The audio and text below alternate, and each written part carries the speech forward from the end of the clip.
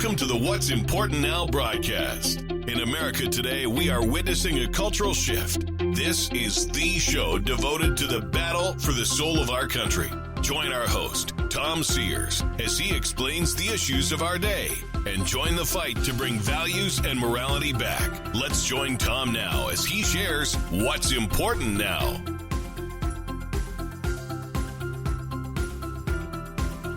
Welcome inside the program today. As always, I appreciate you being here. A lot has happened since the last week, I should say, and we're going to do our best to get everything in 30 minutes. I know it's impossible, but again, we'll do our best. We are engaged in a battle for the soul of America, but the battle is to bring values and morals back to our country because we know that without them, we are a ship without a sail, literally just floating around on the oceans of life without direction. The battle is real, and it has intensified even over this past week. Now today I'm going to point out the clear double standards that are happening before your eyes and how the cleansing of conservatives is ramping up in our country. And we're going to take a look at real news from a rational and logical perspective to provide you with the best coverage in a truthful way.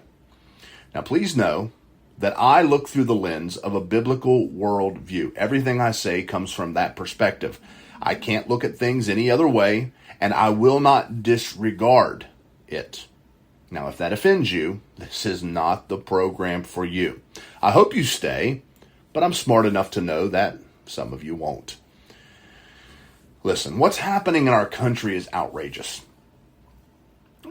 Have you heard about the petition to remove Franklin Graham from Samaritan's Purse and the Billy Graham Evangelical Association? Have you heard about that? Because apparently he helped incite the riots or was complicit with the actions of those that stormed the Capitol. But I'm going to pause because I'm getting ahead of myself. We will get to all that today, and we'll get moving here in a moment. You can email us at what'simportantnowradio@gmail.com, what'simportantnowradio@gmail.com, and you can write us at 8901 Good Hope Pike, Lost Creek, West Virginia, 26385. And I had someone ask about supporting the program financially, and trust me, I'm horrible at this. I know that. But if you want to support us financially to help get this program into as many ears as possible, you can do that by sending a check made payable to Action Ministries to 8901 Good Hope Pike, Lost Creek, West Virginia, 26385. Okay, let's get rolling here. This past week, we inaugurated a new president of the United States, Joe Biden. I'm not trying to be Captain Obvious here, but the truth is, in just a few short days, he has signed executive orders that are directly aimed at dismantling what President Trump has established and really to forward the liberal progressive agenda.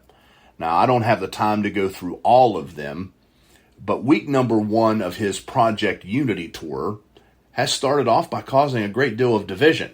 And to be fair to the president, everyone knew it was going to happen. If President Trump had won and was in office for a second term, the division would still be present. We know that. We've seen that over the last 4 years. The truth is we are divided. That's plain and simple. If a Republican's in office, we're divided. If a Democrat's in office, we're divided. But the reason is what is important. And it's because we just don't see things the same way. But make no mistake, this is a spiritual struggle. 100% spiritual. You see, this is a nation, as I've said many times before, founded upon the Bible and Christianity and founded for the purpose of spreading the gospel. This is what our historical documents teach us. Now, I know, the left doesn't want to hear this. The reason is because most of their policies oppose what the Bible stands for. So, in point, we are a people divided with differing views. That's for sure. But what is really troubling to me is the double standard that is clear to see with only a few days having passed since President Biden took office. The media is slobbering over him like they are a part of some romantic movie. They toss softball questions as to not upset him. They gush with compliments and do nothing to challenge his policies.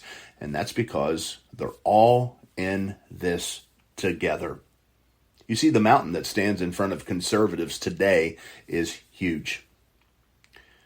You know, media has taken control over the minds of our youth. They've done this through television shows, music, news, movies, and all of it is directed to influence them to believe in this leftist agenda.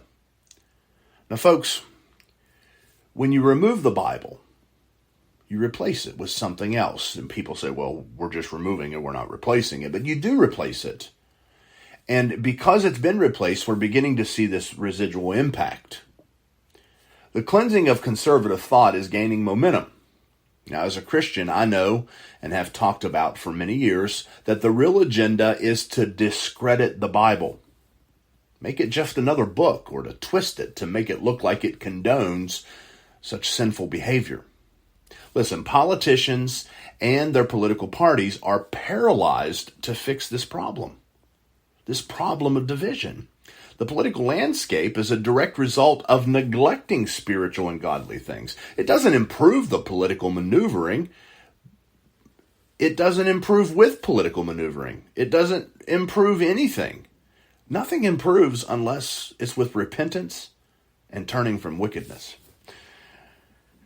Now, I know I'm just a guy from the hills of West Virginia, but I still believe that in the beginning, God created male and female. I believe the Bible when it says that God hates the shedding of innocent blood. And I believe the Bible when it tells us that a nation is blessed when there's godly leadership.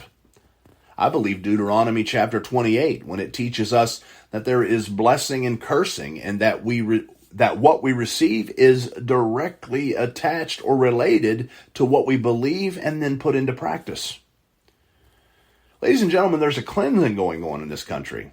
It's real, and it has big-time players. The double standard is real as well. Did you see that Amazon offered to help the Biden administration distribute vaccinations on day one of the Biden presidency? Now, did Jeff Bezos wake up on January 20th and realize that Amazon runs the largest distribution company in the entire world and that they could help? I mean, did the light bulb just come on? Listen, and this is me being very, very, I guess, straightforward. If you believe that he just had that idea on January 20th, then you, my friend, have need of more help than I could ever give. And I'm saying that very nicely. So if he didn't just wake up on the 20th and realize he could offer help, what's the alternative thought? Well, it's obvious, isn't it? Amazon did not want to help Donald Trump because that would make Donald Trump successful. And there it is. The answer to the million-dollar question. If Amazon offers to help Trump, then the vaccines are distributed faster, and thus he is more successful. But wait a minute. Wouldn't withholding vaccination support from Donald Trump mean that people could die? Ding, ding. We have a winner. Absolutely. And people did die. But wait, aren't the leftists and the liberals the party of compassion? Seriously. You mean the same party that believes abortions are okay up until birth, and some even believe after the birth of the child? You mean the same group whose president just lifted restrictions on funding that provides help to nations around the world to fund abortions? But they champion life. But then they turn around and withhold help until they get what they want. People's lives are like chess pieces on a board, pawns for their selfish political purposes. Compassionate? Nah. In search of power? Absolutely. And what about these riots? Not a single word. Sure, things were bad at the Capitol, and I believe those involved should be prosecuted to the fullest extent of the law, hands down. But where are my liberal friends saying the same thing about what is happening now and what happened this past summer? Where is the media coverage? Where is the condemnation coming from the White House? The answer? Nowhere to be found. Let's focus our attention on removing a president who has already been removed. Let's impeach Trump for his speech that they say caused the Capitol incident. And yet we have leaders on the left in this double standard, in this hypocrisy, who say things like former Attorney General Eric Holder, who said, quote, "When they go low, we kick them. That's what this new Democratic Party is about." End of quote. And ladies and gentlemen, he wasn't kidding. Or former President Obama, who told those who opposed Trump to, quote, "argue with them and get in their face." End of quote. Or how about Ayanna Pressley, the Democrat from Massachusetts, who said, quote, "there needs to be unrest in the streets for as long as there is unrest in our lives, and unfortunately there is plenty to go around." End of quote.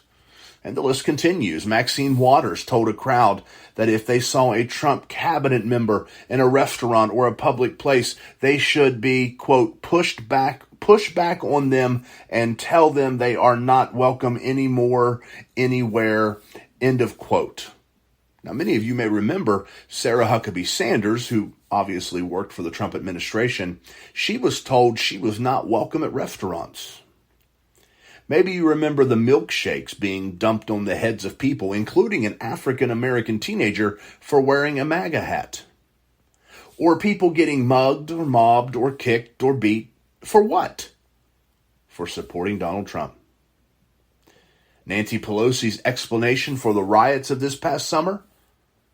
By the way, when buildings and businesses and people's livelihoods were being burnt to the ground, she said, quote, "people will do what they do," end of quote. Her response after the Capitol incident?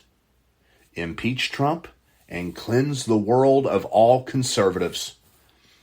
And then you have our now Vice President, Kamala Harris, who encouraged contributions to bail violent rioters out of jail after they broke the law this past summer.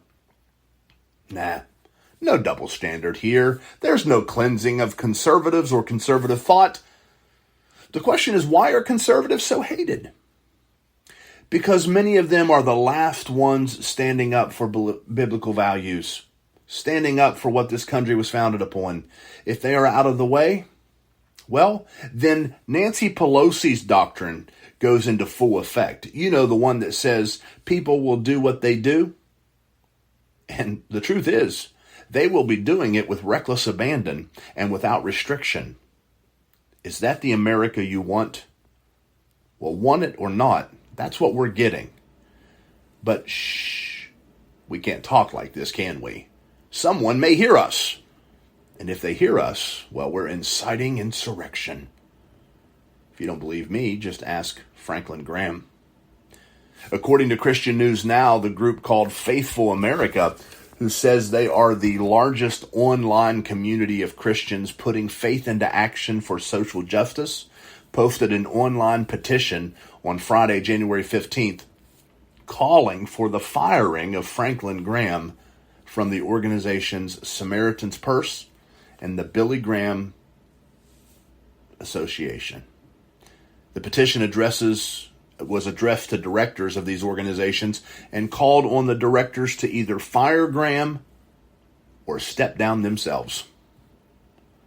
They said, quote, "as long as Samaritan's Purse and the Billy Graham Evangelistic Association stand by Franklin Graham, it must be said that these once vaunted organizations have forgotten their original Christian missions, abandoned the gospel of Jesus Christ, and are complicit in the spread of dishonest, discredited election conspiracy theories and the deadly, unpatriotic white nationalist terrorism at the U.S. Capitol incited by those lies, end of quote. The petition's initial goal was 20,000 signatures, but the organizers raised it to 25,000, and it currently has 24,000 signatures. Now, this isn't the first time that Faithful America has asked for Graham's resignation. On August 28th last year, the group posted a very similar petition that garnered over 14,000 signatures. The petition listed the group's grievances with Graham due to his support of President Trump, and more specifically, for a prayer he had prayed at the Republican National Convention. The current petition claims that Graham gets away with this hatred and conspiracy theories by hiding behind the humanitarian work of Samaritan's Purse and his late father's name. Citing one of Graham's latest social media posts, which compared Republicans who voted for Trump's second impeachment to Judas. The group argues that Graham idolizes the 45th President of the United States, and Faithful America says the post revealed Graham was comparing Trump to Jesus, and therefore Graham was being blasphemous. Faithful America also accused Reverend Graham of shrugging off the violence that took place in the Capitol building that left 5 people dead, citing a quote from Graham about Trump that said that we knew he had flaws when he ran for office. The group claims there is nothing Christian about Graham's seeming ambivalence to the role many believe Trump played in inciting the violence.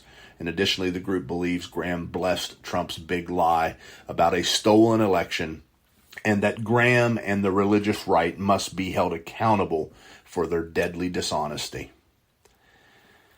Now, ladies and gentlemen, Franklin Graham is one of the most compassionate people in the church world today, serving millions of people around the world.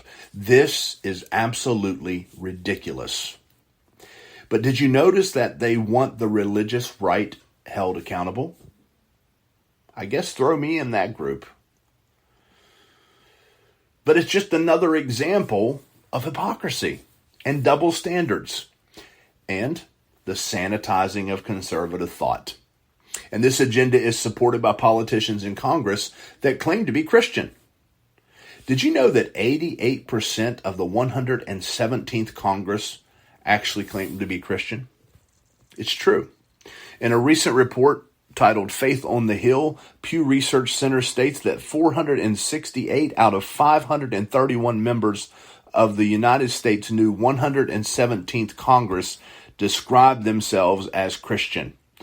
The data collected from the CQ roll call explains in that report that nearly 9 in 10 members of Congress identify as Christian, which is 88%, compared with 2/3 of the general public, or 65%.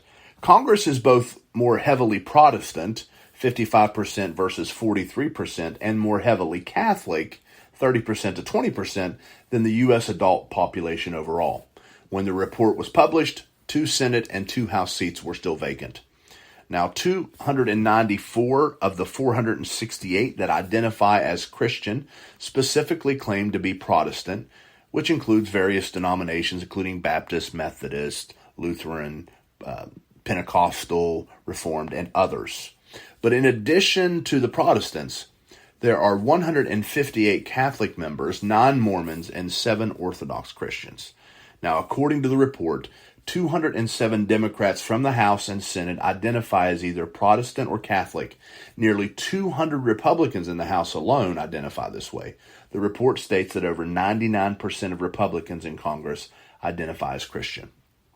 Now, if you read between the lines, you're actually going to see some very troubling information here. First, 65% of the American population, according to this research, is considered Christian. Now, this points to a rapid decline of Christianity in America, and I have done programs on that before. Now, remember,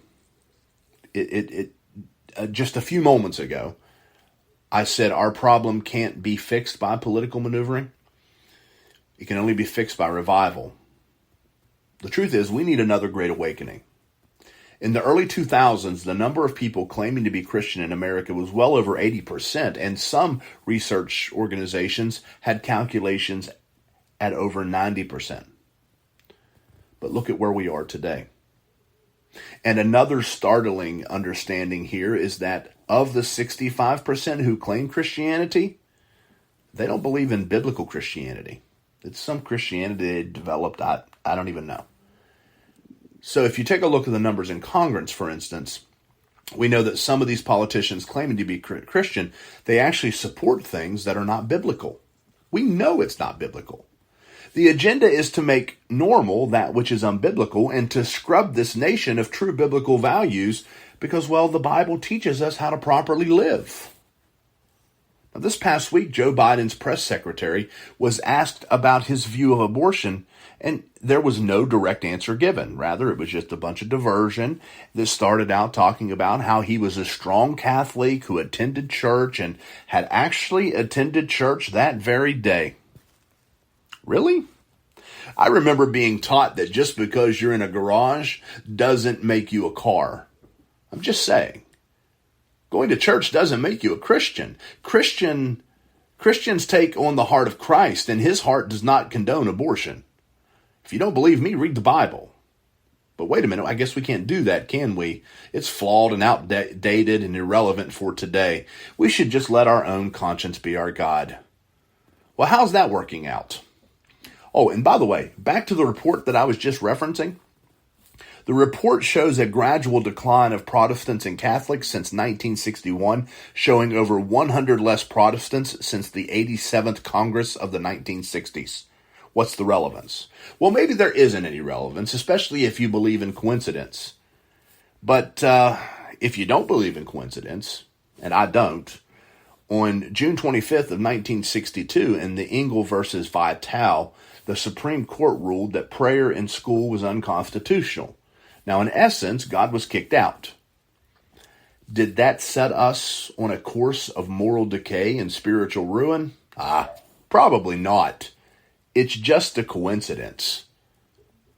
And by the way, what was that ridiculous prayer anyway? Well, it went something like this. Dear God, we acknowledge our dependence upon Thee and pray for Thy blessings upon us, our parents, our teachers, and our country. How vile. How dare them? Can you imagine living in a nation where children pray for their parents and teachers? I mean, how awful that children would pray for their country. I can't believe that we ever tolerated this as a nation. Thank God we've moved past that.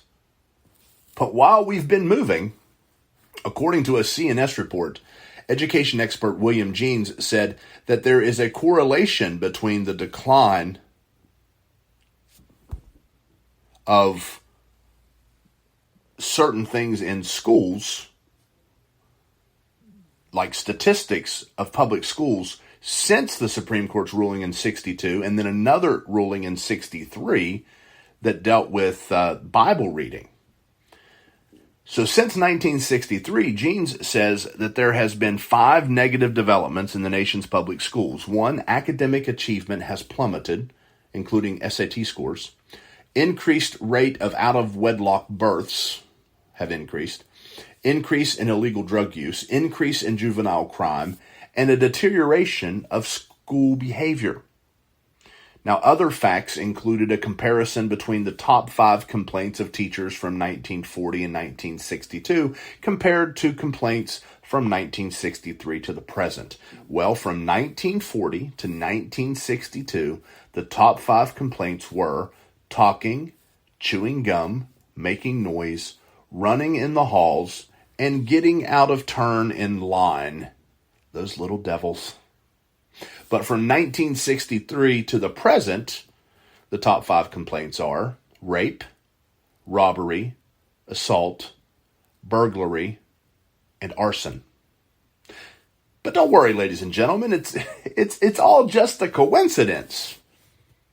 You see, there's a double standard in this nation. And the cleansing of conservatives, well, it's real. More importantly, and shocking, Well, maybe shocking is the wrong word for a guy who is not at all surprised. So let me say it like this.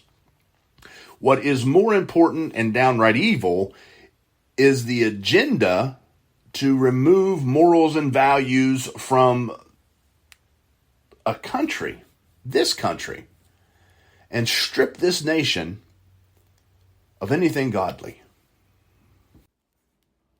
I pledge to you today, I will not cave and I will not bow to the agenda of this world because it opposes my faith. My faith means more to me than anything, and I'll stand even if no one else does.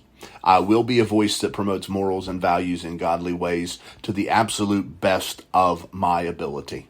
And I'm not going to end my prayers with a woman because, well, that is the dumbest thing I have ever heard. Amen means let it be so. It has nothing to do with gender. The idea is dumb. So dumb. Now, I know you're out there and many of you are very troubled. I get it, trust me. But don't allow that to lead to complacency or even worse, apathy. Because we can't stop now. We must stand for godliness. We must stand up for morals and values and for virtue. That is why I was cautioning everyone about their lifting up of Donald Trump. Now listen, he did great things, but he's not God. God should be lifted up and man should be prayed for. We are all so flawed and we're all in tremendous need of a Savior. And that answer is Jesus, and He is the only answer. So as we close out for today, I want to encourage you to subscribe on our podcast platforms. You can help us by subscribing and then give it a 5-star rating, and that helps get the program into more ears. Also, another very good reason to subscribe is because if you listen on FM radio and do not subscribe, you are missing out. I say that because in the last 2 weeks, I put out at least 7 various commentaries or news items that went out to the podcast platforms. And so when you subscribe on the podcast platforms, Apple, Google, etc., you're kept up to date with our program. You, again, find us on Apple Podcast, or you can find us on one of the many podcast platforms, including Podpoint, Spreaker, Spotify, Anchor, and so many more. Literally, there are so many I just can't list them. Listen, we believe in this battle, and I hope you do as well. I'm not a perfect guy, and this is not the perfect program, but our heart is to see America walking in the midst of another great awakening. Would you help us? Primarily, would you pray for us? Write us, let us know your thoughts, or share a story or a news article with us. Share our podcast. If you can support us financially, please do that, because we're battling for the soul of America, and I hope you will join us. Our email address is what'simportantnowradio@gmail.com, what'simportantnowradio@gmail.com. Our mailing address is 8901 Good Hope Pike, Lost Creek, West Virginia, 26385. And if you would like to support our program financially, you can make a check payable to Action Ministries and mail it to 8901 Good Hope Pike, Lost Creek, West Virginia, 26385. Well, ladies and gentlemen, that'll do it for us today. We're out of time.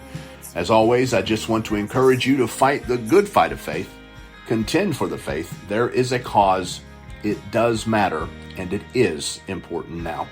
We cannot give up. Our children are depending upon us. Our families are depending upon us. Our nation, well, it's depending upon us. Pray for me, and I will be praying for you, the listeners of the What's Important Now program. God bless you, and may He keep you. I'm Tom Sears, and this has been What's Important Now. Take care.